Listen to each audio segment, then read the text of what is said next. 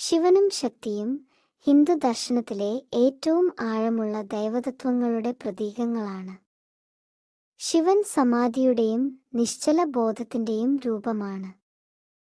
ശക്തി സൃഷ്ടിയുടെ സ്പന്ദനവും ജീവൻ നിറക്കുന്ന ദിവ്യസ്ത്രീശക്തിയുമാണ്. രണ്ടും വേർപിരിഞ്ഞാൽ അപൂർണം.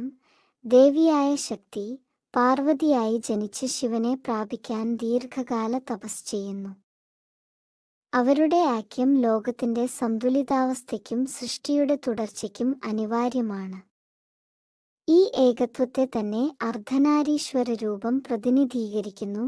ശരീരത്തിൻ്റെ പകുതി ശിവനും പകുതി ശക്തിയും.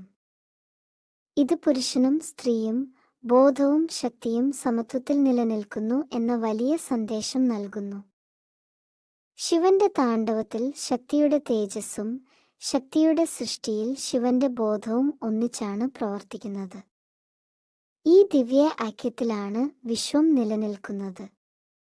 ശിവനും ശക്തിയും ചേർന്നാൽ സൃഷ്ടിയും സംരക്ഷണവും സംഹാരവും എല്ലാം തുലനാവസ്ഥയിൽ.